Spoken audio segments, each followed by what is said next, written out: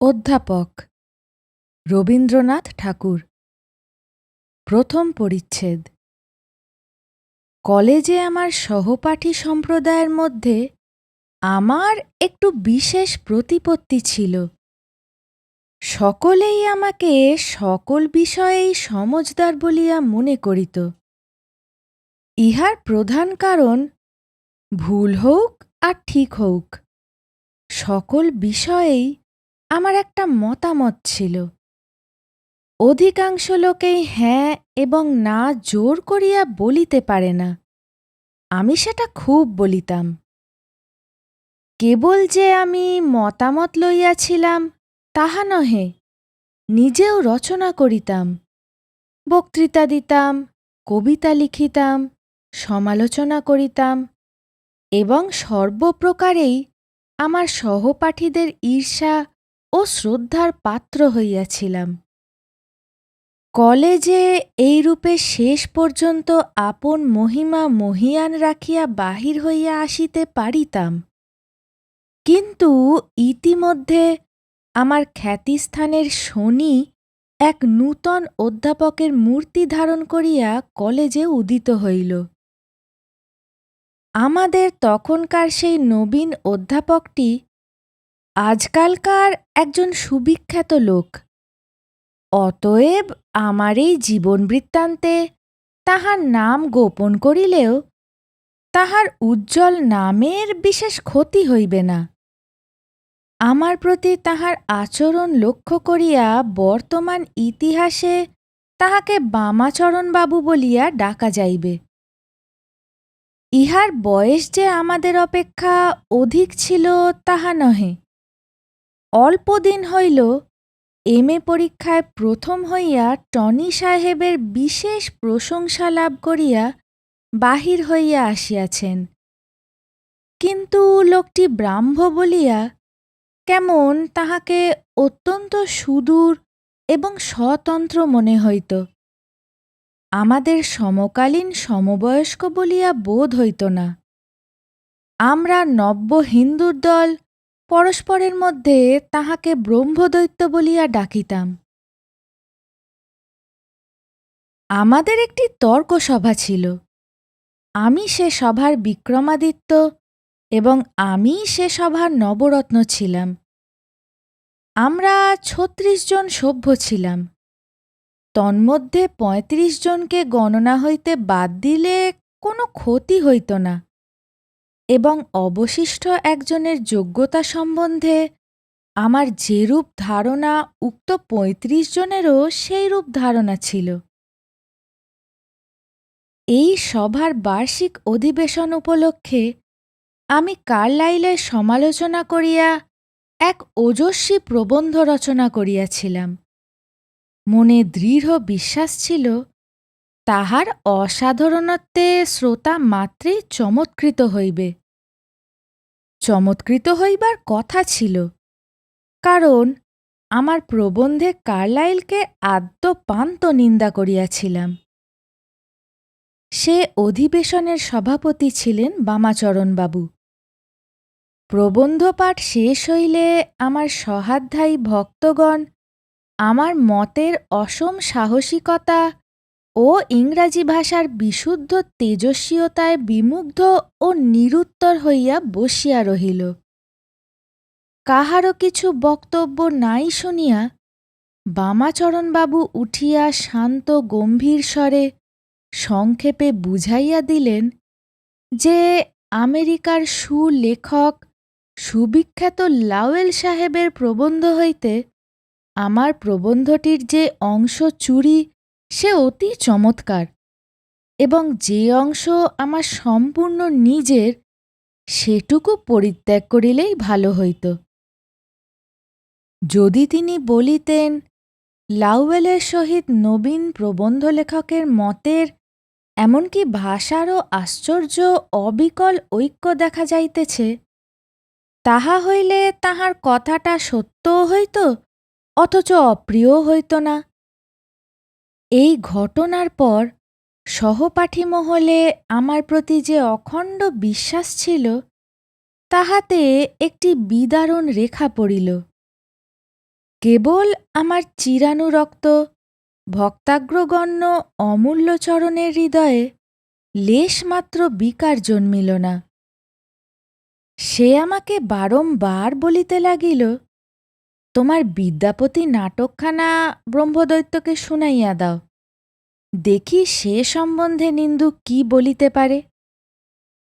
রাজা শিবসিংহের মহিষী লছিমা দেবীকে কবি বিদ্যাপতি ভালোবাসিতেন এবং তাহাকে না দেখিলে তিনি কবিতা রচনা করিতে পারিতেন না।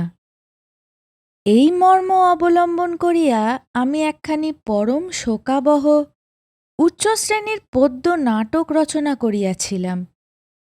আমার শ্রোতৃবর্গের মধ্যে যাহারা পুরাতত্ত্বের মর্যাদা লঙ্ঘন করিতে চাহেন না, তাহারা বলিতেন ইতিহাসে এরূপ ঘটনা ঘটে নাই।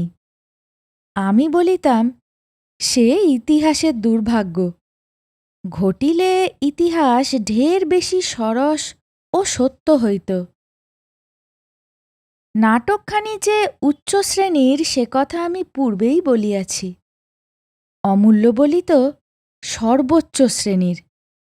আমি আপনাকে যতটা মনে করিতাম, সে আবার আমাকে তার চেয়েও বেশি মনে করিত। অতএব আমার যে কি এক বিরাট রূপ তাহার চিত্তে প্রতিফলিত ছিল, আমিও তাহার ইয়ত্তা করিতে পারিতাম না। নাটকখানি বামাচরণবাবুকে শুনাইয়া দিবার পরামর্শ আমার কাছে মন্দ লাগিল না, কারণ সে নাটকে নিন্দাযোগ্য ছিদ্র লেশমাত্র ছিল না, এইরূপ আমার সুদৃঢ় বিশ্বাস। অতএব আর একদিন তর্কসভার বিশেষ অধিবেশন আহুত হইল। ছাত্রবৃন্দের সমক্ষে আমি আমার নাটকখানি পাঠ করিলাম এবং বামাচরণবাবু তাহার সমালোচনা করিলেন। সে সমালোচনাটি বিস্তারিত আকারে লিপিবদ্ধ করিবার প্রবৃত্তি আমার নাই। সংক্ষেপত সমালোচনাটি আমার অনুকূল হয় নাই। বামাচরণবাবুর মতে নাটকগত পাত্রগণের চরিত্র ও মনোভাব সকল নির্দিষ্ট বিশেষত্বপ্রাপ্ত হয় নাই। বড় বড় সাধারণ ভাবের কথা আছে, কিন্তু তাহা বাষ্পবৎ অনিশ্চিত। লেখকের অন্তরের মধ্যে আকার ও জীবনপ্রাপ্ত হইয়া তাহা সৃজিত হইয়া উঠে নাই। বৃশ্চিকের পুচ্ছদেশেই হুল থাকে। বামাচরণবাবুর সমালোচনার উপসংহারেই তীব্রতম বিষ সঞ্চিত ছিল। আসন গ্রহণ করিবার পূর্বে তিনি বলিলেন, আমার এই নাটকের অনেকগুলি দৃশ্য এবং মূল ভাবটি গেটে রচিত টাসো নাটকের অনুকরণ, এমনকি অনেক স্থলে অনুবাদ। এ কথার সদুত্তর ছিল, আমি বলিতে পারিতাম হউক অনুকরণ, কিন্তু সেটা নিন্দার বিষয় নহে। সাহিত্যরাজ্যে চুরিবিদ্যা বড় বিদ্যা, এমনকি ধরা পড়িলেও। সাহিত্যের বড় বড় মহাজনগণ এই কাজ করিয়া আসিয়াছেন, এমনকি শেক্সপিয়ারও বাদ যান না। সাহিত্যে যাহার অরিজিনালিটি অত্যন্ত অধিক, সেই চুরি করিতে সাহস করে, কারণ সে পরের জিনিসকে সম্পূর্ণ আপনার করিতে পারে। ভালো ভালো এইরূপ আরও অনেক কথা ছিল, কিন্তু সেদিন বলা হয় নাই। বিনয় তাহার কারণ নহে, আসল কথা সেদিন একটি কথাও মনে পড়ে নাই। প্রায় ৫-৭ দিন পরে একে একে উত্তরগুলি দৈবাগত ব্রহ্মাস্ত্রের ন্যায় আমার মনে উদয় হইতে লাগিল, কিন্তু শত্রুপক্ষ সম্মুখে উপস্থিত না থাকাতে সে অস্ত্রগুলি আমাকেই বিঁধিয়া মারিল। ভাবিতাম এ কথাগুলো অন্তত আমার ক্লাসের ছাত্রদিগকে শুনাইয়া দিব, কিন্তু উত্তরগুলি আমার সহাধ্যায়ী গর্ধবদিগের বুদ্ধির পক্ষে কিছু অতিমাত্র সূক্ষ্ম ছিল। তাহারা জানিত চুরিমাত্রেই চুরি। আমার চুরি এবং অন্যের চুরিতে যে কতটা প্রভেদ আছে, তাহা বুঝিবার সামর্থ্য যদি তাহাদের থাকিত, তবে আমার সহিত তাহাদের বিশেষ প্রভেদ থাকিত না। বিএ পরীক্ষা দিলাম। পরীক্ষায় উত্তীর্ণ হইতে পারিব তাহাতেও আমার সন্দেহ ছিল না, কিন্তু মনে আনন্দ রহিল না। বামাচরণের সেই গুটিকতক কথার আঘাতে আমার সমস্ত খ্যাতি ও আশার অভ্রভেদী মন্দির ভগ্ন স্তূপ হইয়া পড়িল। কেবল আমার প্রতি অবোধ অমূল্যের শ্রদ্ধা কিছুতেই হ্রাস হইল না। প্রভাতে যখন যশঃ সূর্য আমার সম্মুখে উদিত ছিল, তখনও সেই শ্রদ্ধা অতি দীর্ঘ ছায়ার ন্যায় আমার পদতললগ্ন হইয়াছিল।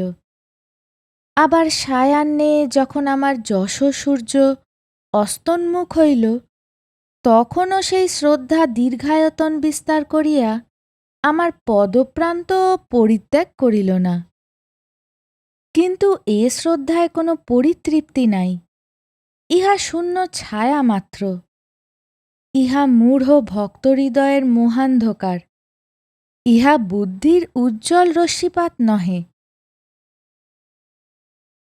দ্বিতীয় পরিচ্ছেদ। বাবা বিবাহ দিবার জন্য আমাকে দেশ হইতে ডাকিয়া পাঠাইলেন। আমি কিছুদিন সময় লইলাম। বামাচরণবাবুর সমালোচনায় আমার নিজের মধ্যে একটা আত্মবিরোধ, নিজের প্রতি নিজের একটা বিদ্রোহ ভাব জন্মিয়াছিল। আমার সমালোচক অংশ আমার লেখক অংশকে গোপনে আঘাত দিতেছিল। আমার লেখক অংশ বলিতেছিল, আমি ইহার প্রতিশোধ লইব, আবার একবার লিখিব, এবং তখন দেখিব আমি বড় না আমার সমালোচক বড়। মনে মনে স্থির করিলাম, বিশ্বপ্রেম, পরের জন্য আত্মবিসর্জন এবং শত্রুকে মার্জনা, এই ভাবটি অবলম্বন করিয়া গদ্যে হোক পদ্যে হোক খুব সাবলাইম গোছের একটা কিছু লিখিব। বাঙালি সমালোচকদিগকে সুবৃহৎ সমালোচনার খোরাক যোগাইব। স্থির করিলাম, একটি সুন্দর নির্জন স্থানে বসিয়া আমার জীবনের এই সর্বপ্রধান কীর্তিটির সৃষ্টিকার্য সমাধা করিব। প্রতিজ্ঞা করিলাম, অন্তত 1 মাসকাল বন্ধুবান্ধব, পরিচিত অপরিচিত কাহারও সহিত সাক্ষাৎ করিব না। অমূল্যকে ডাকিয়া আমার প্ল্যান বলিলাম। সে একেবারে স্তম্ভিত হইয়া গেল। সে যেন তখনই আমার ললাটে স্বদেশের অনতিদূরবর্তী ভাবী মহিমার প্রথম অরুণজ্যোতি দেখিতে পাইল। গম্ভীর মুখে আমার হাত চাপিয়া ধরিয়া বিস্ফারিত নেত্র আমার মুখের প্রতি স্থাপন করিয়া মৃদু স্বরে কহিল, যাও ভাই, অমর কীর্তি অক্ষয় গৌরব অর্জন করিয়া আইস। আমার শরীর রোমাঞ্চিত হইয়া উঠিল। মনে হইল যেন আসন্ন গৌরবগর্বিত ভক্তিবিহ্বল বঙ্গদেশের প্রতিনিধি হইয়া অমূল্য এই কথাগুলি আমাকে বলিল। অমূল্য বড় কম ত্যাগ স্বীকার করিল না। সে স্বদেশের হিতের জন্য সুদীর্ঘ 1 মাসকাল আমার সঙ্গপ্রত্যাশা সম্পূর্ণরূপে বিসর্জন করিল। সুগভীর দীর্ঘ নিঃশ্বাস ফেলিয়া আমার বন্ধু ট্রামে চড়িয়া তাহার কর্নওয়ালিস স্ট্রিটের বাসায় চলিয়া গেল। আমি গঙ্গার ধারে ফরাসডাঙ্গার বাগানে অমর কীর্তি অক্ষয় গৌরব উপার্জন করিতে গেলাম। গঙ্গার ধারে নির্জন ঘরে চিত হইয়া শুইয়া বিশ্বজনীন প্রেমের কথা ভাবিতে ভাবিতে মধ্যাহ্নে প্রগাঢ় নিদ্রা বেশ হইত। একেবারে অপরাহ্নে 5টার সময় জাগিয়া উঠিতাম। তাহার পর শরীর মনটা কিছু অবসাদগ্রস্ত হইয়া থাকিত। কোনো মতে চিত্তবিনোদন ও সময় যাপনের জন্য বাগানের পশ্চাৎ দিকে রাজপথের ধারে একটা ছোট কাষ্ঠাসনে বসিয়া চুপচাপ করিয়া গরুর গাড়ি ও লোক চলাচল দেখিতাম। নিতান্ত অসহ্য হইলে স্টেশনে গিয়া বসিতাম। টেলিগ্রাফের কাঁটা কটকট শব্দ করিত, টিকিটের ঘণ্টা বাজিত, লোক সমাগম হইত। রক্তচক্ষু সহস্র পদ লৌহ সরীসৃপ ফুঁসিতে ফুঁসিতে আসিত, উৎকট চিৎকার করিয়া চলিয়া যাইত। লোকজনের হুড়াহুড়ি পড়িত। কিয়ৎক্ষণের জন্য কৌতুক বোধ করিতাম। বাড়ি ফিরিয়া আহার করিয়া সঙ্গী অভাবে সকাল সকাল শুইয়া পড়িতাম এবং প্রাতকালে সকাল সকাল উঠিবার কিছুমাত্র প্রয়োজন না থাকাতে বেলা ৮টা-৯টা পর্যন্ত বিছানায় যাপন করিতাম। শরীর মাটি হইল। বিশ্বপ্রেমেরও কোনো অন্ধিসন্ধি খুঁজিয়া পাইলাম না। কোনো কালে একা থাকা অভ্যাস না থাকাতে সঙ্গীহীন গঙ্গাতীর শূন্য শ্মশানের মতো বোধ হইতে লাগিল। অমূল্যটাও এমনই গর্দভ যে একদিনের জন্য সে আপন প্রতিজ্ঞা ভঙ্গ করিল না। ইতিপূর্বে কলিকাতায় বসিয়া ভাবিতাম, বিপুল ছায়া বটবৃক্ষের তলে পা ছড়াইয়া বসিব। পদপ্রান্তে কলনাদিনী স্রোতস্বিনী আপন মনে বহিয়া চলিবে। মাঝখানে স্বপ্নাবিষ্ট কবি এবং চারিদিকে তাহার ভাবরাজ্য ও বহিঃপ্রকৃতি। কাননে পুষ্প, শাখায় বিহঙ্গ, আকাশে তারা, মনের মধ্যে বিশ্বজনীন প্রেম এবং লেখনী মুখে অশ্রান্ত অজস্র ভাবস্রোত বিচিত্র ছন্দে প্রবাহিত। কিন্তু কোথায় প্রকৃতি এবং কোথায় প্রকৃতির কবি? কোথায় বিশ্ব আর কোথায় বিশ্বপ্রেমিক? একদিনের জন্য বাগানে বাহির হই নাই। কাননের ফুল কাননে ফুটিত, আকাশের তারা আকাশে উঠিত, বটবৃক্ষের ছায়া বটবৃক্ষের তলে পড়িত। আমিও ঘরের ছেলে ঘরে পড়িয়া থাকিতাম। আত্মমাহাত্ম্য কিছুতেই প্রমাণ করিতে না পারিয়া বামাচরণের প্রতি আক্রোশ বাড়িয়া উঠিতে লাগিল। সে সময়টাতে বাল্যবিবাহ লইয়া বাংলার শিক্ষিত সমাজে একটা বাগযুদ্ধ বাধিয়াছিল। বামাচরণ বাল্যবিবাহের বিরুদ্ধ পক্ষে ছিলেন এবং পরস্পর শোনা গিয়াছিল যে তিনি একটি যুবতী কুমারীর প্রণয়পাশে আবদ্ধ এবং অচিরে পরিণয়পাশে বদ্ধ হইবার প্রত্যাশায় আছেন। বিষয়টা আমার কাছে অত্যন্ত কৌতুকাবহ ঠেকিয়াছিল এবং বিশ্বপ্রেমের মহাকাব্যও ধরা দিল না। তাই বসিয়া বসিয়া বামাচরণকে নায়কের আদর্শ করিয়া কদম্বগুলি মজুমদার নামক একটি কাল্পনিক যুবতীকে নায়িকা খাড়া করিয়া সুতীব্র এক প্রহসন লিখিলাম। লেখনী এই অমর কীর্তিটি প্রসব করিবার পর আমি কলিকাতা যাত্রার উদ্যোগ করিতে লাগিলাম। এমন সময় যাত্রায় ব্যাঘাত পড়িল। তৃতীয় পরিচ্ছেদ। একদিন অপরাহ্নে স্টেশনে না গিয়া অলসভাবে বাগানবাড়ির ঘরগুলি পরিদর্শন করিতেছিলাম। আবশ্যক না হওয়াতে ইতিপূর্বে অধিকাংশ ঘরে পদার্পণ করি নাই। বাহ্য বস্তু সম্বন্ধে আমার কৌতূহল বা অভিনিবেশ লেশমাত্র ছিল না। সেদিন নিতান্তই সময় যাপনের উদ্দেশ্যে বায়ুভরে উড্ডীন চ্যুত পত্রের মতো ইতস্তত ফিরিতেছিলাম। উত্তর দিকের ঘরের দরজা খুলিবা মাত্র একটি ক্ষুদ্র বারান্দায় গিয়া উপস্থিত হইলাম।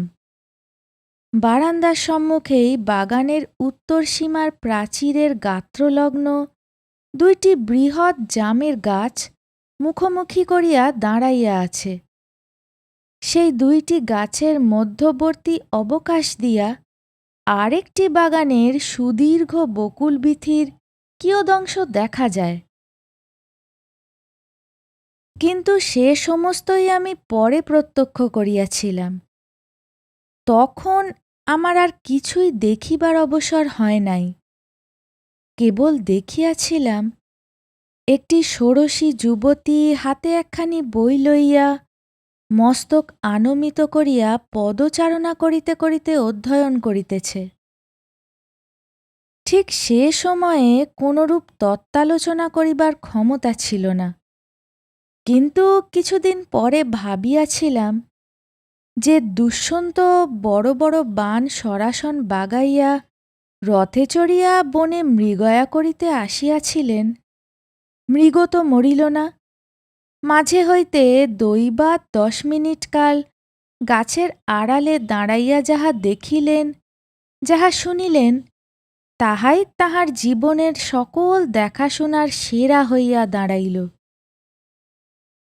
আমিও পেন্সিল কলম এবং খাতাপত্র উদ্যত করিয়া কাব্যমৃগয়ায় বাহির হইয়াছিলাম। বিশ্বপ্রেম বেচারা তো পলাইয়া রক্ষা পাইল, আর আমি দুইটি জাম গাছের আড়াল হইতে যাহা দেখিবার তাহা দেখিয়া লইলাম। মানুষের একটা জীবনে এমন দুইবার দেখা যায় না। পৃথিবীতে অনেক জিনিসই দেখি নাই। জাহাজে উঠি নাই, বেলুনে চড়ি নাই, কয়লার খনির মধ্যে নামি নাই। কিন্তু আমার নিজের মানসী আদর্শের সম্বন্ধে আমি যে সম্পূর্ণ ভ্রান্ত এবং অজ্ঞ ছিলাম, তাহা এই উত্তর দিকের বারান্দায় আসিবার পূর্বে সন্দেহমাত্র করি নাই। বয়স 21 প্রায় উত্তীর্ণ হয়। ইতিমধ্যে আমার অন্তঃকরণ কল্পনা যোগ বলে নারী সৌন্দর্যের একটা ধ্যানমূর্তি যে সৃজন করিয়া লয় নাই, এ কথা বলিতে পারি না। সেই মূর্তিকে নানা বেশভূষায় সজ্জিত এবং নানা অবস্থার মধ্যে স্থাপন করিয়াছি। কিন্তু কখনো সুদূর স্বপ্নেও তাহার পায়ে জুতা, গায়ে জামা, হাতে বই দেখিব এমন আশাও করি নাই, ইচ্ছাও করি নাই। কিন্তু আমার লক্ষ্মী ফাল্গুন শেষের অপরাহ্নে প্রবীণ তরুশ্রেণীর অকম্পিত ঘন পল্লববিতানে দীর্ঘ নিপতিত ছায়া এবং আলোক রেখাঙ্কিত পুষ্পবন পথে জুতা পায়ে দিয়া, জামা গায়ে দিয়া, বই হাতে করিয়া দুইটি জাম গাছের আড়ালে আকস্মাৎ দেখা দিলেন। আমিও কোনো কথাটি কহিলাম না। 2 মিনিটের বেশি আর দেখা গেল না। নানা ছিদ্র দিয়া দেখিবার নানা চেষ্টা করিয়াছিলাম, কিন্তু কোনো ফল পাই নাই। সেই দিন প্রথম সন্ধ্যায় প্রাক্কালে বটবৃক্ষতলে প্রসারিত চরণে বসিলাম। আমার চোখের সম্মুখে পরপারের ঘনীভূত তরুশ্রেণীর উপর সন্ধ্যা তারা প্রশান্ত স্মিতহাস্যে উদিত হইল, এবং দেখিতে দেখিতে সন্ধ্যাশ্রী আপন নাথহীন বিপুল নির্জন বাসরগৃহের দ্বার খুলিয়া নিঃশব্দে দাঁড়াইয়া রহিল। যে বইখানি তাহার হাতে দেখিয়াছিলাম, সে আমার পক্ষে একটা নূতন রহস্যনিকেতন হইয়া দাঁড়াইল। ভাবিতে লাগিলাম, সেটা কি বই, উপন্যাস অথবা কাব্য? তাহার মধ্যে কি ভাবের কথা আছে? যে পাতাটি খোলা ছিল এবং যাহার উপর সেই অপরাহ্নবেলার ছায়া ও রবিরশ্মি, সেই বকুল বনের পল্লব মর্মর এবং সেই যুগল চক্ষুর ঔৎসুক্যপূর্ণ স্থির দৃষ্টি নিপতিত হইয়াছিল, ঠিক সেই পাতাটিতে গল্পের কোন অংশ, কাব্যের কোন রসটুকু প্রকাশ পাইতেছিল। সেই সঙ্গে ভাবিতে লাগিলাম, ঘন মুক্ত কেশজালের অন্ধকারাচ্ছায়াতলে সুকুমার ললাটমণ্ডপটির অভ্যন্তরে বিচিত্র ভাবের আবেশ কেমন করিয়া লীলায়িত হইয়া উঠিতেছিল। কুমারী হৃদয়ের নিভৃত নির্জনতার উপরে নব নব কাব্য মায়া কি অপূর্ব সৌন্দর্যলোক সৃজন করিতেছিল। অর্ধেক রাত্রি ধরিয়া এমন কত কি ভাবিয়াছিলাম, তাহা পরিস্ফুটরূপে ব্যক্ত করা অসম্ভব। কিন্তু সে যে কুমারী এ কথা আমাকে কে বলিল? আমার পূর্ববর্তী প্রেমিক দুষ্যন্তকে পরিচয় লাভের পূর্বেই যিনি শকুন্তলা সম্বন্ধে আশ্বাস দিয়াছিলেন, তিনি মনের বাসনা। তিনি মানুষকে সত্য মিথ্যা ঢের কথা অজস্র বলিয়া থাকেন। কোনোটা খাটে, কোনোটা খাটে না। দুষ্যন্তর এবং আমারটা খাটিয়া গিয়াছিল। আমার এই অপরিচিতা প্রতিবেশিনী বিবাহিতা কি কুমারী, কি ব্রাহ্মণ কি শূদ্র, সে সংবাদ লওয়া আমার পক্ষে কঠিন ছিল না, কিন্তু তাহা করিলাম না। কেবল নীরব চকরের মতো বহু সহস্র যোজন দূর হইতে আমার চন্দ্রমণ্ডলটিকে বেষ্টন করিয়া করিয়া ঊর্ধ্বকণ্ঠে নিরীক্ষণ করিবার চেষ্টা করিলাম। পরদিন মধ্যাহ্ন একখানি ছোট নৌকা ভাড়া করিয়া তীরের দিকে চাহিয়া জোয়ার বাহিয়া চলিলাম। মাল্লাদিগকে দাঁড় টানিয়া নিষেধ করিয়া দিলাম। আমার শকুন্তলার তপোবন কুঠিরটি গঙ্গার ধারেই ছিল। কুটিরটি ঠিক কন্যের কুঠিরের মতো ছিল না। গঙ্গা হইতে ঘাটের সিঁড়ি বৃহৎ বাড়ির বারান্দার উপর উঠিয়াছে। বারান্দাটি ঢালু কাঠের ছাদ দিয়া ছায়াময়। আমার নৌকাটি যখন নিঃশব্দে ঘাটের সম্মুখে ভাসিয়া আসিল, দেখিলাম আমার নবযুগের শকুন্তলা বারান্দার ভূমিতলে বসিয়া আছেন। পিঠের দিকে একটা চৌকি, চৌকির উপরে গোটাকতক বই রহিয়াছে। সেই বইগুলির উপরে তাহার খোলা চুল স্তূপাকারে ছড়াইয়া পড়িয়াছে। তিনি চৌকিতে ঠেস দিয়া ঊর্ধ্বমুখ করিয়া উত্তোলিত বাম বাহুর উপর মাথা রাখিয়াছেন। নৌকা হইতে তাহার মুখ অদৃশ্য, কেবল সুকোমল কণ্ঠের একটি সুকুমার বক্র রেখা দেখা যাইতেছে। খোলা দুইখানি পদপল্লবের একটি ঘাটের উপরের সিঁড়িতে এবং একটি তাহার নিচের সিঁড়িতে প্রসারিত। শাড়ির কালো পাড়টি বাঁকা হইয়া পড়িয়া সেই দুই পা বেষ্টন করিয়া আছে। একখানা বই মনোযোগ শিথিল দক্ষিণ হস্ত হইতে স্ত্রস্ত হইয়া ভূতলে পড়িয়া রহিয়াছে। মনে হইল যেন মূর্তিমতী মধ্যাহ্নলক্ষ্মী। সহসা দিবসের কর্মের মাঝখানে একটি নিষ্পন্দ সুন্দরী অবসর প্রতিমা। পদতলে গঙ্গা, সম্মুখে সুদূর পরপার এবং ঊর্ধ্বে তীব্র তাপিত নীলাম্বর তাহাদের সেই অন্তরাত্মারূপিণীর দিকে সেই দুটি খোলা পা, সেই অলস বিন্যস্ত বাম বাহু, সেই উৎক্ষিপ্ত বঙ্কিম কণ্ঠ রেখার দিকে নিরতিশয় নিস্তব্ধ একাগ্রতার সহিত নীরবে চাহিয়া আছে। যতক্ষণ দেখা যায় দেখিলাম। দুই সজল পল্লব নেত্রপাতের দ্বারা দুইখানি চরণপদ্ম বারংবার নিছিয়া মুছিয়া লইলাম। অবশেষে নৌকা যখন দূরে গেল, মাঝখানে একটি তীরতরুর আড়াল আসিয়া পড়িল। তখন হঠাৎ যেন কি একটা ত্রুটি স্মরণ হইল। চমকিয়া মাঝিকে কহিলাম, মাঝি, আজ আর আমার হুগলি যাওয়া হইল না, এইখান হইতেই বাড়ি ফেরো। কিন্তু ফিরিবার সময় উজানের দাঁড় টানিতে হইল। সেই শব্দে আমি সংকুচিত হইয়া উঠিলাম। সেই দাঁড়ের শব্দে যেন এমন কাহাকে আঘাত করিতে লাগিল, যাহা সচেতন সুন্দর সুকুমার, যাহা অনন্ত আকাশব্যাপী, অথচ একটি হরিণ শাবকের মতো ভীরু। নৌকা যখন ঘাটের নিকটবর্তী হইল, তখন দাঁড়ের শব্দে আমার প্রতিবেশিনী প্রথমে ধীরে মুখ তুলিয়া মৃদু কৌতূহলের সহিত আমার নৌকার দিকে চাহিল। মুহূর্ত পরেই আমার ব্যগ্র ব্যাকুল দৃষ্টি দেখিয়া সে চকিত হইয়া গৃহমধ্যে চলিয়া গেল। আমার মনে হইল আমি যেন তাহাকে আঘাত করিলাম, যেন কোথায় তাহার বাজিল। তাড়াতাড়ি উঠিবার সময় তাহার ক্রোড় হইতে একটি অর্ধদষ্ট স্বল্পপক্ক পেয়ারা গড়াইতে গড়াইতে নিম্ন সোপানে আসিয়া পড়িল। সেই দশন চিহ্নিত অধরচুম্বিত ফলটির জন্য আমার সমস্ত অন্তঃকরণ উৎসুক হইয়া উঠিল, কিন্তু মাঝি মাল্লাদের লজ্জায় তাহা দূর হইতে নিরীক্ষণ করিতে করিতে চলিয়া গেলাম।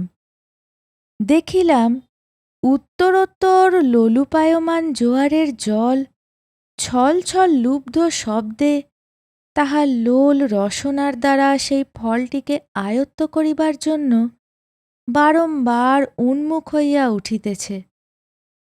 আধ ঘণ্টার মধ্যে তাহার নির্লজ্জ অধ্যাবসায় চরিতার্থ হইবে ইহাই কল্পনা করিয়া ক্লিষ্ট চিত্তে আমি আমার বাড়ির ঘাটে আসিয়া উত্তীর্ণ হইলাম। বটবৃক্ষ ছায়ায় পা ছড়াইয়া দিয়া সমস্ত দিন স্বপ্ন দেখিতে লাগিলাম। দুইখানি সুকোমল পদপল্লবের তলে বিশ্ব প্রকৃতি মাথা নত করিয়া পড়িয়া আছে। আকাশ আলোকিত, ধরণী পুলকিত, বাতাস উতলা, তাহার মধ্যে দুইখানি অনাবৃত চরণ স্থির নিস্পন্দ সুন্দর। তাহারা জানেও না যে তাহাদের রেণুকণার মাদকতায় তপ্ত যৌবন নব বসন্ত দিগ্বিদিগে রোমাঞ্চিত হইয়া উঠিতেছে। ইতিপূর্বে প্রকৃতি আমার কাছে বিক্ষিপ্ত বিচ্ছিন্ন ছিল। নদী, বন, আকাশ সমস্তই স্বতন্ত্র ছিল। আজ সেই বিশাল বিপুল বিকীর্ণতার মাঝখানে একটি সুন্দরী প্রতিমূর্তি দেখা দিবামাত্র তাহা অবয়ব ধারণ করিয়া এক হইয়া উঠিয়াছে। আজ প্রকৃতি আমার কাছে এক ও সুন্দর।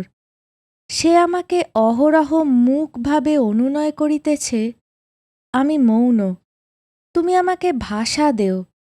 আমার অন্তঃকরণে যে একটি অব্যক্ত স্তব উত্থিত হইতেছে, তুমি তাহাকে ছন্দে লয়ে তানে তোমার সুন্দর মানব ভাষায় ধ্বনিত করিয়া তোলো।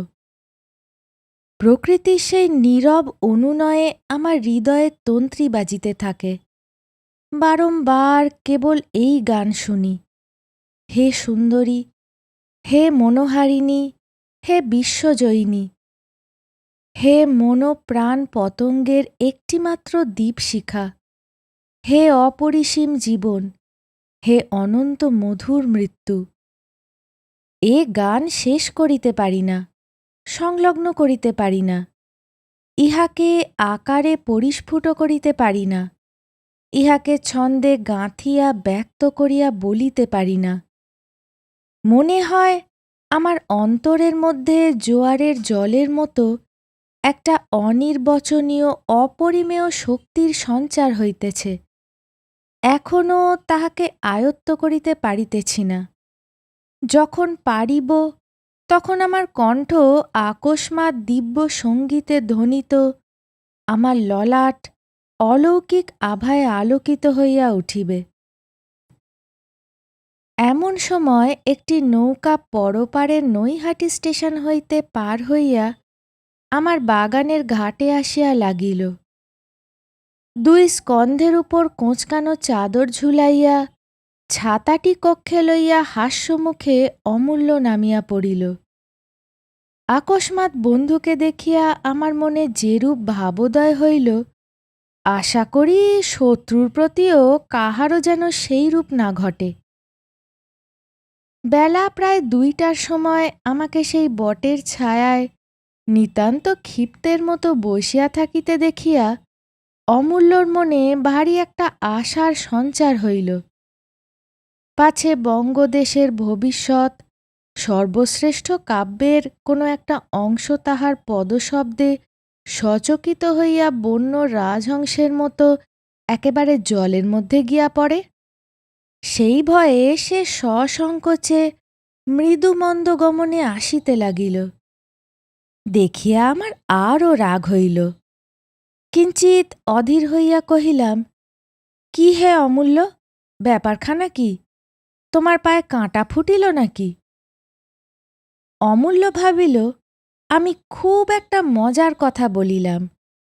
হাসিতে হাসিতে কাছে আসিয়া তরুতল কোঁচা দিয়া বিশেষরূপে ঝাড়িয়া লইল। পকেট হইতে একটি রুমাল লইয়া ভাঁজ খুলিয়া বিছাইয়া তাহার উপরে সাবধানে বসিল। কহিল, যে প্রহসনটা লিখিয়া পাঠাইয়াছ সেটা পড়িয়া হাসিয়া বাঁচি না, বলিয়া তাহার স্থানে স্থানে আবৃত্তি করিতে করিতে হাস্যোচ্ছ্বাসে তাহার নিঃশ্বাস রোধ হইবার উপক্রম হইল। আমার এমনই মনে হইল যে কলমে সেই প্রহসনটা লিখিয়াছিলাম সেটা যে গাছের কাষ্ঠদণ্ডে নির্মিত সেটাকে শিকড়শুদ্ধ উৎপাটন করিয়া মস্ত একটা আগুনে প্রহসনটাকে ছাই করিয়া ফেলিলেও আমার খেদ মিটিবে না। অমূল্য সসংকোচে জিজ্ঞাসা করিল, তোমার সে কাব্যের কত দূর? শুনিয়া আরও আমার গা জ্বলিতে লাগিল। মনে মনে কহিলাম, যেমন আমার কাব্য তেমনই তোমার বুদ্ধি। মুখে কহিলাম, সেসব পরে হইবে ভাই, আমাকে অনর্থক ব্যস্ত করিয়া তুলিও না। অমূল্য লোকটা কৌতূহলী, চারিদিক পর্যবেক্ষণ না করিয়া সে থাকিতে পারে না। তাহার ভয়ে আমি উত্তরের দরজাটা বন্ধ করিয়া দিলাম। সে আমাকে জিজ্ঞাসা করিল, ওদিকে কি আছে হে? আমি বলিলাম, কিছু না। এত বড় মিথ্যা কথাটা আমার জীবনে আর কখনো বলি নাই। 2টা দিন আমাকে নানা প্রকারে বিদ্ধ করিয়া দগ্ধ করিয়া 3য় দিনের সন্ধ্যা ট্রেনে অমূল্য চলিয়া গেল। এই 2টা দিন আমি বাগানের উত্তরের দিকে যাই নাই, সেদিকে নেত্রপাত মাত্র করি নাই। কৃপণ যেমন তাহার রত্ন ভাণ্ডারটি লুকাইয়া বেড়ায়, আমি তেমনি করিয়া আমার উত্তরের সীমানার বাগানটি সামলাইয়া বেড়াইতেছিলাম। অমূল্য চলিয়া যাইবা মাত্র একেবারে ছুটিয়া দ্বার খুলিয়া দোতলার ঘরের উত্তরের বারান্দায় বাহির হইয়া পড়িলাম। উপরে উন্মুক্ত আকাশে প্রথম কৃষ্ণপক্ষের অপর্যাপ্ত জ্যোৎস্না, নিম্নে শাখাজাল নিবদ্ধ তরুশ্রেণীতলে খণ্ড কিরণখচিত একটি গভীর নিভৃত প্রদোষান্ধকার, মর্মরিত ঘন পল্লবের দীর্ঘ নিঃশ্বাসে, তরুতল বিচ্যুত বকুল ফুলের নিবিড় সৌরভে এবং সন্ধ্যারণ্যের স্তম্ভিত সংযত নিস্তব্ধতায় তাহা রোমে রোমে পরিপূর্ণ হইয়াছিল। তাহারই মাঝখানটিতে আমার কুমারী প্রতিবেশিনী তাহার শ্বেতশ্মশ্রু বৃদ্ধ পিতার দক্ষিণ হস্ত ধরিয়া ধীরে ধীরে পদচারণা করিতে করিতে কি কথা কহিতেছিল। বৃদ্ধ সস্নেহে অথচ শ্রদ্ধাভরে ঈষৎ অবনমিত হইয়া নীরবে মনোযোগ সহকারে শুনিতেছিলেন। এই পবিত্র স্নিগ্ধ বিশ্রম্ভালাপে ব্যাঘাত করিবার কিছুই ছিল না। সন্ধ্যাকালের শান্ত নদীতে কচ্চিৎ দাঁড়ের শব্দ সুদূরে বিলীন হইতেছিল এবং অবিরল তরুশাখার অসংখ্য নীড়ে 2-1টি পাখি দৈবাৎ ক্ষণিক মৃদু কলকাকলিতে জাগিয়া উঠিতেছিল। আমার অন্তঃকরণ আনন্দে অথবা বেদনায় যেন বিদীর্ণ হইবে মনে হইল। আমার অস্তিত্ব যেন প্রসারিত হইয়া সেই ছায়ালোক বিচিত্র ধরণীতলের সহিত এক হইয়া গেল। আমি যেন আমার বক্ষস্থলের উপর ধীর বিক্ষিপ্ত পদচারণা অনুভব করিতে লাগিলাম, যেন তরুপল্লবের সহিত সংলগ্ন হইয়া গিয়া আমার কানের কাছে মধুর মৃদু গুঞ্জনধ্বনি শুনিতে পাইলাম। এই বিশাল মূঢ় প্রকৃতির অন্তর্বেদনা যেন আমার সর্বশরীরের অস্থিগুলির মধ্যে কুহরিত হইয়া উঠিল। আমি যেন বুঝিতে পারিলাম, ধরণী পায়ের নিচে পড়িয়া থাকে, অথচ পা জড়াইয়া ধরিতে পারে না বলিয়া ভিতরে ভিতরে কেমন করিতে থাকে। নত শাখা বনস্পতিগুলি কথা শুনিতে পারে, অথচ কিছুই বুঝিতে পারে না বলিয়া সমস্ত শাখায় পল্লবে মিলিয়া কেমন ঊর্ধ্বশ্বাসে উন্মাদ কলশব্দে হাহাকার করিয়া উঠিতে চাহে। আমিও আমার সর্বাঙ্গে সর্বান্তকরণে ওই পদবিক্ষেপ, ওই বিশ্রম্ভালাপ অব্যবহিতভাবে অনুভব করিতে লাগিলাম, কিন্তু কোনো মতেই ধরিতে পারিলাম না বলিয়া ঝুরিয়া ঝুরিয়া মরিতে লাগিলাম। পরদিনে আমি আর থাকিতে পারিলাম না। প্রাতঃকালে আমার প্রতিবেশীর সহিত সাক্ষাৎ করিতে গেলাম। ভবনাথবাবু তখন বড় এক পেয়ালা চা পাশে রাখিয়া চোখে চশমা দিয়া নীল পেন্সিলে দাগ করা একখানা হ্যামিল্টনের পুরাতন পুঁথি মনোযোগ দিয়া পড়িতেছিলেন। আমি ঘরে প্রবেশ করিলে চশমার উপরি ভাগ হইতে আমাকে কিয়ৎকাল অন্যমনস্কভাবে দেখিলেন। বই হইতে মনটাকে এক মুহূর্তে প্রত্যাহরণ করিতে পারিলেন না। অবশেষে আকস্মাৎ সচকিত হইয়া ত্রস্তভাবে আতিথ্যের জন্য প্রস্তুত হইয়া উঠিলেন। আমি সংক্ষেপে আত্মপরিচয় দিলাম। তিনি এমনই শশব্যস্ত হইয়া উঠিলেন যে চশমার খাপ খুঁজিয়া পাইলেন না। খামোকা বলিলেন, আপনি চা খাইবেন? আমি যদিও চা খাই না, তথাপি বলিলাম, আপত্তি নাই। ভবনাথবাবু ব্যস্ত হইয়া উঠিয়া কিরণ কিরণ বলিয়া ডাকিতে লাগিলেন। দ্বারের নিকট অত্যন্ত মধুর শব্দ শুনিলাম। কি বাবা? ফিরিয়া দেখিলাম তাপসকন্য দুহিতা সহসা আমাকে দেখিয়া ত্রস্ত হরিণীর মতো পলায়নোদ্যতা হইয়াছেন। ভবনাথবাবু তাহাকে ফিরিয়া ডাকিলেন। আমার পরিচয় দিয়া কহিলেন, ইনি আমাদের প্রতিবেশী মহিন্দ্রকুমার বাবু, এবং আমাকে কহিলেন, ইনি আমার কন্যা কিরণবালা। আমি কি করিব ভাবিয়া পাইতেছিলাম না। ইতিমধ্যে কিরণ আমাকে আনম্র সুন্দর নমস্কার করিলেন। আমি তাড়াতাড়ি ত্রুটি সারিয়া লইয়া তাহা শোধ করিয়া দিলাম। ভবনাথবাবু কহিলেন, মা, মহিন্দ্রবাবুর জন্য এক পেয়ালা চা আনিয়া দিতে হইবে। আমি মনে মনে সংকুচিত হইয়া উঠিলাম, কিন্তু মুখ ফুটিয়া কিছু বলিবার পূর্বেই কিরণ ঘর হইতে বাহির হইয়া গেলেন। আমার মনে হইল যেন কৈলাসে সনাতন ভোলানাথ তাহার কন্যা স্বয়ং লক্ষ্মীকে অতিথির জন্য এক পেয়ালা চা আনিতে বলিলেন। অতিথির পক্ষে সে নিশ্চয়ই অমিশ্র অমৃত হইবে, কিন্তু তবু কাছাকাছি নন্দীভৃঙ্গি কোনো বেটাই কি হাজির ছিল না? চতুর্থ পরিচ্ছেদ। ভবনাথবাবুর বাড়ি আমি এখন নিত্য অতিথি। পূর্বে চা জিনিসটাকে অত্যন্ত ডরাইতাম। এক্ষণে সকালে বিকালে চা খাইয়া খাইয়া আমার চায়ের নেশা ধরিয়া গেল। আমাদের বিএ পরীক্ষার জন্য জার্মান পণ্ডিত বিরচিত দর্শনশাস্ত্রের নব্য ইতিহাস আমি সদ্য পাঠ করিয়া আসিয়াছিলাম। তদুপলক্ষে ভবনাথবাবুর সহিত কেবল দর্শন আলোচনার জন্যই আসিতাম, এই প্রকার ভান করিলাম। তিনি হ্যামিল্টন প্রভৃতি কতকগুলি সেকাল প্রচলিত ভ্রান্ত পুঁথি লইয়া এখনও নিযুক্ত রহিয়াছেন। ইহাতে তাহাকে আমি কৃপাপাত্র মনে করিতাম। এবং আমার নূতন বিদ্যা অত্যন্ত আড়ম্বরের সহিত জাহির করিতে ছাড়িতাম না।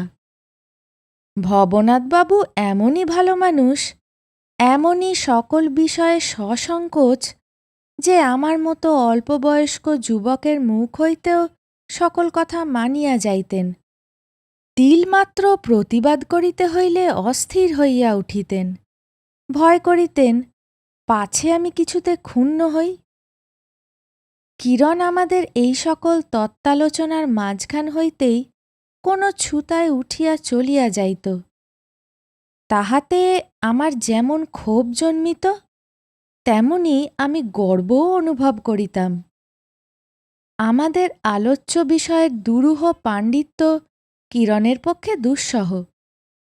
সে যখন মনে মনে আমার বিদ্যা পর্বতের পরিমাণ করিত, তখন তাহাকে কত উচ্চেই চাহিতে হইত। কিরণকে যখন দূর হইতে দেখিতাম, তখন তাহাকে শকুন্তলা, দময়ন্তী প্রভৃতি বিচিত্র নামে এবং বিচিত্রভাবে জানিতাম। এখন ঘরের মধ্যে তাহাকে কিরণ বলিয়া জানিলাম।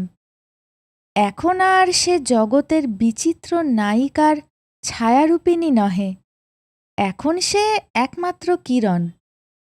এখন সে শত শতাব্দীর কাব্যলোক হইতে অবতীর্ণ হইয়া অনন্তকালের যুবকচিত্তের স্বপ্নস্বর্গ পরিহার করিয়া একটি নির্দিষ্ট বাঙালি ঘরের মধ্যে কুমারী কন্যারূপে বিরাজ করিতেছে। সে আমারই মাতৃভাষায় আমার সঙ্গে অত্যন্ত সাধারণ ঘরের কথা বলিয়া থাকে। সামান্য কথায় সরলভাবে হাসিয়া উঠে। সে আমাদেরই ঘরের মেয়ের মতো দুই হাতে দুইটি সোনার বালা পরিয়া থাকে। গলার হারটি বেশি কিছু নয়, কিন্তু বড় সুমিষ্ট। শাড়ির প্রান্তটি কখনো কবরীর উপরিভাগ বাঁকিয়া বেষ্টন করিয়া আসে, কখনো বা পিতৃগৃহের অনভ্যাসবশত চ্যুত হইয়া পড়িয়া যায়। ইহা আমার কাছে বড় আনন্দের। সে যে অকাল্পনিক, সে যে সত্য, সে যে কিরণ, সে যে তাহা ব্যতীত নহে এবং তাহার অধিক নহে, এবং যদিচ সে আমার নহে, তবুও সে যে আমাদের, সেজন্য আমার অন্তঃকরণ সর্বদাই তাহার প্রতি উচ্ছ্বসিত কৃতজ্ঞতারসে অভিষিক্ত হইতে থাকে। একদিন জ্ঞানমাত্রেই আপেক্ষিকতা লইয়া ভবনাথবাবুর নিকট অত্যন্ত উৎসাহ সহকারে বাচালতা প্রকাশ করিতেছিলাম। আলোচনা কিয়দ্দূর অগ্রসর হইবা মাত্র কিরণ উঠিয়া গেল এবং অনতিকাল পরেই সম্মুখের বারান্দায় একটা তোলা উনান এবং রাঁধিবার সরঞ্জাম আনিয়া রাখিয়া ভবনাথবাবুকে ভর্ৎসনা করিয়া বলিল, বাবা, কেন তুমি মহিন্দ্রবাবুকে ওই সকল শক্ত কথা লইয়া বৃথা বকাইতেছ?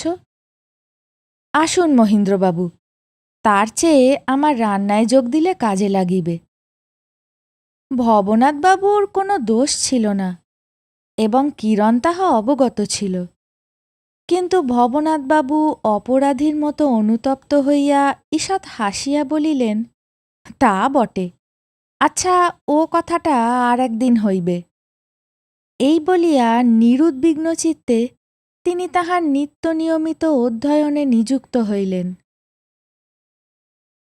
আবার আর একদিন অপরাহ্নে আর একটা গুরুতর কথা পাড়িয়া ভবনাথবাবুকে স্তম্ভিত করিয়া দিতেছি, এমন সময় মাঝখানে আসিয়া কিরণ কহিল, মহিন্দ্রবাবু, অবলাকে সাহায্য করিতে হইবে।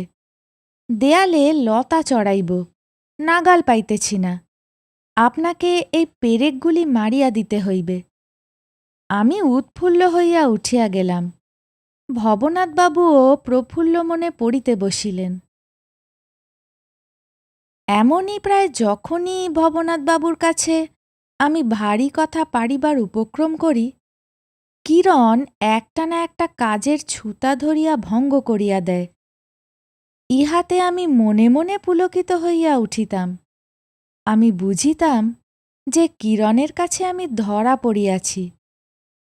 সে কেমন করিয়া বুঝিতে পারিয়াছে যে ভবনাথবাবুর সহিত তত্ত্বালোচনা আমার জীবনের চরম সুখ নহে। বাহ্য বস্তুর সহিত আমাদের ইন্দ্রিয়বোধের সম্বন্ধ নির্ণয় করিতে গিয়া যখন দুরূহ রহস্য রসাতলের মধ্যপথে অবতীর্ণ হইয়াছি, এমন সময় কিরণ আসিয়া বলিত, মহিন্দ্রবাবু, রান্নাঘরের পাশে আমার বেগুনের ক্ষেত আপনাকে দেখাইয়া আনিগে, চলুন। আকাশকে অসীম মনে করা কেবল আমাদের অনুমান মাত্র। আমাদের অভিজ্ঞতা ও কল্পনাশক্তির বাহিরে কোথাও কোনো এক রূপে তাহার সীমা থাকা কিছুই অসম্ভব নহে। ইত্যাকার মন্তব্য প্রকাশ করিতেছি, এমন সময় কিরণ আসিয়া বলিত, মহিন্দ্রবাবু, 2টা আম পাকিয়াছে, আপনাকে ডাল নামাইয়া ধরিতে হইবে। কি উদ্ধার, কি মুক্তি! অকুল সমুদ্রের মাঝখান হইতে এক মুহূর্তে কি সুন্দর কূলে আসিয়া উঠিতাম। অনন্ত আকাশ ও বাহ্যবস্তু সম্বন্ধে সংশয়জাল যতই দুশ্ছেদ্য জটিল হউক না কেন, কিরণের বেগুনের ক্ষেত বা আমতলা সম্বন্ধে কোনো প্রকার দুরূহতা ও সন্দেহের লেশমাত্র ছিল না। কাব্যে বা উপন্যাসে তাহা উল্লেখযোগ্য নহে, কিন্তু জীবনে তাহা সমুদ্রবেষ্টিত দ্বীপের ন্যায় মনোহর। মাটিতে পা ঠেকা যে কি আরাম, তাহা সেই জানে যে বহুক্ষণ জলের মধ্যে সাঁতার দিয়াছে। আমি এতদিন কল্পনায় যে প্রেম সমুদ্র সৃজন করিয়াছিলাম, তাহা যদি সত্য হইত, তবে সেখানে চিরকাল যে কি করিয়া ভাসিয়া বেড়াইতাম তাহা বলিতে পারি না। সেখানে আকাশও অসীম, সমুদ্রও অসীম। সেখান হইতে আমাদের প্রতি দিবসের বিচিত্র জীবনযাত্রার সীমাবদ্ধ ব্যাপার একেবারে নির্বাসিত। সেখানে তুচ্ছতার লেশমাত্র নেই। সেখানে কেবল ছন্দে, লয়ে, সঙ্গীতে ভাব ব্যক্ত করিতে হয়, এবং তলাইতে গেলে কোথাও তল পাওয়া যায় না।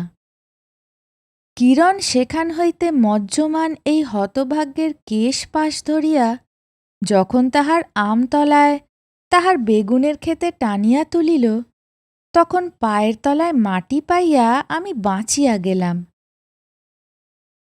আমি দেখিলাম বারান্দায় বসিয়া খিচুড়ি রাঁধিয়া, মই চড়িয়া দেয়ালে পেরেক মারিয়া, লেবু গাছে ঘন সবুজ পত্ররাশির মধ্য হইতে সবুজ লেবু ফল সন্ধান করিতে সাহায্য করিয়া অভাবনীয় আনন্দ লাভ করা যায়, অথচ সে আনন্দ লাভের জন্য কিছুমাত্র প্রয়াস পাইতে হয় না। আপনি যে কথা মুখে আসে, আপনি যে হাসি উচ্ছ্বসিত হইয়া উঠে, আকাশ হইতে যতটুকু আলো আসে এবং গাছ হইতে যতটুকু ছায়া পড়ে, তাহাই যথেষ্ট। ইহা ছাড়া আমার কাছে একটি সোনার কাঠি ছিল আমার নবযৌবন, একটি পরশপাথর ছিল আমার প্রেম, একটি অক্ষয় কল্পতরু ছিল আমার নিজের প্রতি নিজের অক্ষুণ্ণ বিশ্বাস। আমি বিজয়ী, আমি ইন্দ্র। আমার উচ্চৈঃশ্রবার পথে কোনো বাধা দেখিতে পাই না। কিরণ আমার কিরণ, তাহাতে আমার সন্দেহ নাই। সে কথা এতক্ষণ স্পষ্ট করিয়া বলি নাই, কিন্তু হৃদয়ের এক প্রান্ত হইতে আর এক প্রান্ত মুহূর্তের মধ্যে মহা সুখে বিদীর্ণ করিয়া সে কথা বিদ্যুতের মতো আমার সমস্ত অন্তঃকরণ ধাঁধিয়া ক্ষণে ক্ষণে নাচিয়া উঠিতেছিল। কিরণ আমার কিরণ। ইতিপূর্বে আমি কোনো অনাত্মীয়া মহিলার সংস্রবে আসি নাই। যে নব্য রমণীগণ শিক্ষা লাভ করিয়া অবরোধের বাহিরে সঞ্চরণ করেন, তাহাদের রীতিনীতি আমি কিছুই অবগত নহি। অতএব তাহাদের আচরণে কোনখানে শিষ্টতার সীমা, কোনখানে প্রেমের অধিকার, তাহা আমি কিছুই জানি না। কিন্তু ইহাও জানি না আমাকে কেনই বা ভালো না বাসিবে। আমি কোন অংশে নুনো? কিরণ যখন আমার হাতে চায়ের পেয়ালাটি দিয়া যাইত, তখন চায়ের সঙ্গে পাত্র ভরা কিরণের ভালোবাসাও গ্রহণ করিতাম। চাটি যখন পান করিতাম, তখন মনে করিতাম আমার গ্রহণ সার্থক হইল এবং কিরণেরও দান সার্থক হইল। কিরণ যদি সহজ সুরে বলিত, মহেন্দ্রবাবু, কাল সকালে আসবেন তো? তাহার মধ্যে ছন্দে লয়ে বাজিয়া উঠিত, কি মোহিনী জানো বন্ধু, কি মোহিনী জানো, অবলার প্রাণ নিতে নাহি তোমা হেন। আমি সহজ কথায় উত্তর করিতাম, কাল ৮টার মধ্যে আসব। তাহার মধ্যে কিরণ কি শুনিতে পাইত না? পরাণ পুতলি তুমি হিয়ে মণিহার, সরবশ ধন মোর সকল সংসার। আমার সমস্ত দিন এবং সমস্ত রাত্রি অমৃতে পূর্ণ হইয়া গেল। আমার সমস্ত চিন্তা এবং সমস্ত কল্পনা মুহূর্তে মুহূর্তে নূতন নূতন শাখা প্রশাখা বিস্তার করিয়া লতার ন্যায় কিরণকে আমার সহিত বেষ্টন করিয়া বাঁধিতে লাগিল। যখন শুভ অবসর আসিবে, তখন কিরণকে কি পড়াইব, কি শিখাইব, কি শুনাইব, কি দেখাইব, তাহারই অসংখ্য সংকল্পে আমার মন আচ্ছন্ন হইয়া গেল।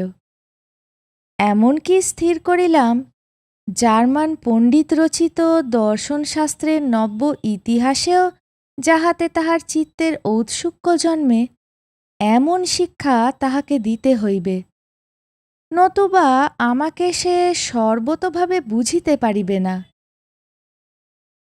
ইংরাজি কাব্য সাহিত্যের সৌন্দর্যলোকে আমি তাহাকে পথ দেখাইয়া লইয়া যাইব। আমি মনে মনে হাসিলাম, কহিলাম, কিরণ, তোমার আমতলা বেগুনের ক্ষেত আমার কাছে নূতন রাজ্য। আমি কোশমিনকালে স্বপ্নেও জানিতাম না যে সেখানে বেগুন এবং ঝরে পড়া কাঁচা আম ছাড়াও দুর্লভ অমৃতফল এত সহজে পাওয়া যায়। কিন্তু যখন সময় আসিবে, তখন আমিও তোমাকে এমন এক রাজ্যে লইয়া যাইব, যেখানে বেগুন ফলে না, কিন্তু তথাপি বেগুনের অভাব মুহূর্তের জন্য অনুভব করিতে হয় না। সে জ্ঞানের রাজ্য, ভাবের স্বর্গ। সূর্যাস্তকালে দিগন্ত বিলীন পাণ্ডুবর্ণ সন্ধ্যা তারা ঘনায়মান সায়াহ্নে ক্রমেই যেমন পরিস্ফুট দীপ্তি লাভ করে, কিরণও তেমনি কিছুদিন ধরিয়া ভিতর হইতে আনন্দে, লাবণ্যে, নারীত্বের পূর্ণতায় যেন প্রস্ফুটিত হইয়া উঠিল। সে যেন তাহার গৃহের, তাহার সংসারের ঠিক মধ্য আকাশে অধিরোহণ করিয়া চারিদিকে আনন্দের মঙ্গলজ্যোতি বিকীর্ণ করিতে লাগিল।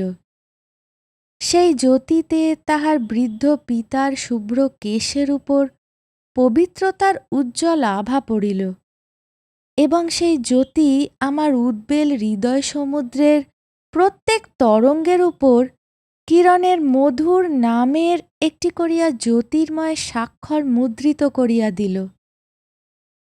এদিকে আমার ছুটি সংক্ষিপ্ত হইয়া আসিল। বিবাহ উদ্দেশ্যে বাড়ি আসিবার জন্য পিতার সস্নেহ অনুরোধ ক্রমে কঠিন আদেশে পরিণত হইবার উপক্রম হইল। এদিকে অমূল্যকেও আর ঠেকাইয়া রাখা যায় না। সে কোন দিন উন্মত্ত বন্য হস্তির ন্যায় আমার এই পদ্মবনের মাঝখানে ফস করিয়া তাহার বিপুল চরণ চতুষ্টয় নিক্ষেপ করিবে, এ উদ্বেগও উত্তরোত্তর প্রবল হইতে লাগিল। কেমন করিয়া অবিলম্বে অন্তরের আকাঙ্ক্ষাকে ব্যক্ত করিয়া আমার প্রণয়কে পরিণয়ে বিকশিত করিয়া তুলিব, তাহাই ভাবিতে লাগিলাম। পঞ্চম পরিচ্ছেদ। একদিন মধ্যাহ্নকালে ভবনাথবাবুর গৃহে গিয়া দেখি, তিনি গ্রীষ্মের উত্তাপে চৌকিতে ঠেসান দিয়া ঘুমাইয়া পড়িয়াছেন। এবং সম্মুখে গঙ্গা তীরের বারান্দায় নির্জন ঘাটের সোপানে বসিয়া কিরণ কি বই পড়িতেছে। আমি নিঃশব্দপদে পশ্চাতে গিয়া দেখি একখানি নূতন কাব্য সংগ্রহ। যে পাতাটি খোলা আছে তাহাতে শেলীর একটি কবিতা উদ্ধৃত এবং তাহার পার্শ্বে লাল কালিতে একটি পরিষ্কার লাইন টানা। সেই কবিতাটি পাঠ করিয়া কিরণ ঈষৎ একটি দীর্ঘ নিঃশ্বাস ত্যাগ করিয়া স্বপ্নভারাকুল নয়নে আকাশের দূরতম প্রান্তের দিকে চাহিল। বোধ হইল যেন সেই একটি কবিতা কিরণ আজ 1 ঘণ্টা ধরিয়া 10 বার করিয়া পড়িয়াছে এবং অনন্ত নীল আকাশে আপন হৃদয়তরণীর পালে একটিমাত্র উত্তপ্ত দীর্ঘ নিঃশ্বাস দিয়া তাহাকে অতি দূর নক্ষত্রলোকে প্রেরণ করিয়াছে। শেলী কাহার জন্য এই কবিতাটি লিখিয়াছিল জানি না। মহীন্দ্রনাথ নামক কোনো বাঙালি যুবকের জন্য লেখে নাই তাহাতে সন্দেহ নাই, কিন্তু আজ এই স্তবগানে আমি ছাড়া আর কাহারও অধিকার নাই, ইহা আমি জোর করিয়া বলিতে পারি। কিরণ এই কবিতাটির পাশে আপন অন্তরতম হৃদয় পেন্সিল দিয়া একটি উজ্জ্বল রক্তচিহ্ন আঁকিয়া দিয়াছে। সেই মায়া গণ্ডির মোহমন্ত্রে কবিতাটি আজ তাহারই এবং সেই সঙ্গে আমারও। আমি পুলকোচ্ছ্বসিত চিত্তকে সম্বরণ করিয়া সহজ সুরে কহিলাম, কি পড়িতেছেন? পাল ভরা নৌকা যেন হঠাৎ চড়ায় ঠেকিয়া গেল। কিরণ চমকিয়া উঠিয়া তাড়াতাড়ি বইখানা বন্ধ করিয়া একেবারে আঁচলের মধ্যে ঢাকিয়া ফেলিল। আমি হাসিয়া কহিলাম, বইখানা একবার দেখিতে পারি?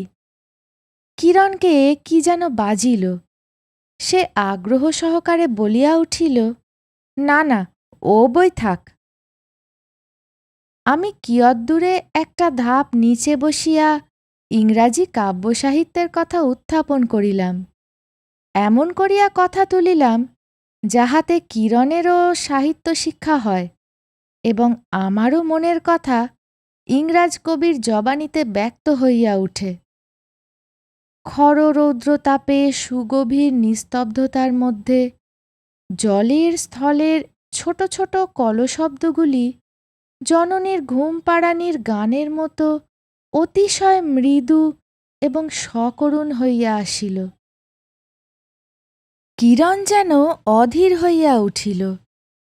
কহিল, বাবা একা বসিয়া আছেন, অনন্ত আকাশ সম্বন্ধে আপনাদের সে তর্কটা শেষ করিবেন না? আমি মনে মনে ভাবিলাম, অনন্ত আকাশ তো চিরকাল থাকিবে এবং তাহার সম্বন্ধে তর্কও তো কোনো কালে শেষ হইবে না, কিন্তু জীবন স্বল্প এবং শুভ অবসর দুর্লভ ও ক্ষণস্থায়ী। কিরণের কথার উত্তর না দিয়া কহিলাম, আমার কতকগুলি কবিতা আছে, আপনাকে শুনাইব। কিরণ কহিল, কাল শুনিব বলিয়া একেবারে উঠিয়া ঘরের দিকে চাহিয়া বলিয়া উঠিল, বাবা, মহেন্দ্রবাবু আসিয়াছেন। ভবনাথবাবু নিদ্রাভঙ্গে বালকের ন্যায় তাহার সরল নেত্রদ্বয় উন্মীলন করিয়া ব্যস্ত হইয়া উঠিলেন। আমার বক্ষে যেন ধক করিয়া একটা মস্ত ঘা লাগিল। ভবনাথবাবুর ঘরে গিয়া অনন্ত আকাশ সম্বন্ধে তর্ক করিতে লাগিলাম। কিরণ বই হাতে লইয়া দোতলায় বোধহয় তাহার নির্জন শয়নকক্ষে নির্বিঘ্নে পড়িতে গেল। পরদিন সকালের ডাকে লাল পেন্সিলের দাগ দেওয়া একখানা স্টেটসম্যান কাগজ পাওয়া গেল। তাহাতে বিএ পরীক্ষার ফল বাহির হইয়াছে। প্রথমেই প্রথম ডিভিশন কোঠায় কিরণবালা বন্দ্যোপাধ্যায় বলিয়া একটা নাম চোখে পড়িল। আমার নিজের নাম প্রথম, দ্বিতীয়, তৃতীয় কোনো বিভাগেই নাই। পরীক্ষায় অকৃতার্থ হইবার বেদনার সঙ্গে সঙ্গে ব্রজাগ্নির ন্যায় একটা সন্দেহ বাজিতে লাগিল যে কিরণবালা বন্দ্যোপাধ্যায় হয়তো আমাদেরই কিরণবালা। সে যে কলেজে পড়িয়াছে বা পরীক্ষা দিয়াছে এ কথা যদিও আমাকে বলে নাই, তথাপি সন্দেহ ক্রমেই প্রবল হইতে লাগিল। কারণ ভাবিয়া দেখিলাম বৃদ্ধ পিতা এবং তাহার কন্যাটি নিজেদের সম্বন্ধে কোনো কথাই কখনো আলাপ করেন নাই, এবং আমিও নিজের আখ্যান বলিতে এবং নিজের বিদ্যা প্রচার করিতে সর্বদাই এমন নিযুক্ত ছিলাম যে তাহাদের কথা ভালো করিয়া জিজ্ঞাসাও করি নাই। জার্মান পণ্ডিত রচিত আমার নূতন পড়া দর্শনের ইতিহাস সম্বন্ধীয় তর্কগুলি আমার মনে পড়িতে লাগিল, এবং মনে পড়িল আমি একদিন কিরণকে বলিয়াছিলাম, আপনাকে যদি আমি কিছুদিন গুটিকতক বই পড়াইবার সুযোগ পাই, তাহা হইলে ইংরাজি কাব্যসাহিত্য সম্বন্ধে আপনার একটা পরিষ্কার ধারণা জন্মাইতে পারি। কিরণবালা দর্শনশাস্ত্রে অনার লইয়াছেন এবং সাহিত্যে প্রথম শ্রেণীতে উত্তীর্ণ। যদি এই কিরণ হয়।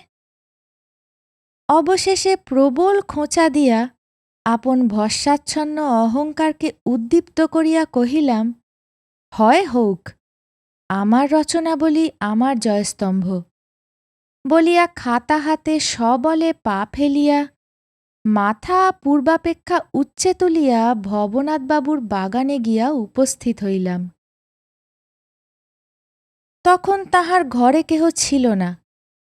আমি একবার ভালো করিয়া বৃদ্ধের পুস্তকগুলি নিরীক্ষণ করিতে লাগিলাম। দেখিলাম এক কোণে আমার সেই নব্য জার্মান পণ্ডিত রচিত দর্শনের ইতিহাসখানি অনাদরে পড়িয়া রহিয়াছে। খুলিয়া দেখিলাম ভবনাথবাবুর স্বহস্তলিখিত নোটে তাহার মার্জিন পরিপূর্ণ। বৃদ্ধ নিজে তাহার কন্যাকে শিক্ষা দিয়াছেন। আমার আর সন্দেহ রহিল না। ভবনাথবাবু অন্য দিনের অপেক্ষা প্রসন্ন জ্যোতি বিচ্ছুরিত মুখে ঘরে আসিয়া প্রবেশ করিলেন। যেন কোনো সুসংবাদের নির্ঝর ধারায় তিনি সদ্য প্রাতঃস্নান করিয়াছেন। আমি অকস্মাৎ কিছু দম্ভের ভাবে রুক্ষহাস্য হাসিয়া কহিলাম, ভবনাথবাবু, আমি পরীক্ষায় ফেল করিয়াছি। যে সকল বড় বড় লোক বিদ্যালয়ের পরীক্ষায় ফেল করিয়া জীবনের পরীক্ষায় প্রথম শ্রেণীতে উত্তীর্ণ হয়, আমি যেন আজ তাহাদেরই মধ্যে গণ্য হইলাম। পরীক্ষা, বাণিজ্য, ব্যবসায়, চাকুরি প্রভৃতিতে কৃতকার্য হওয়া মাঝামাঝি লোকের লক্ষণ। নিম্নতম এবং উচ্চতম শ্রেণীর লোকেদেরই অকৃতকার্য হইবার আশ্চর্য ক্ষমতা আছে।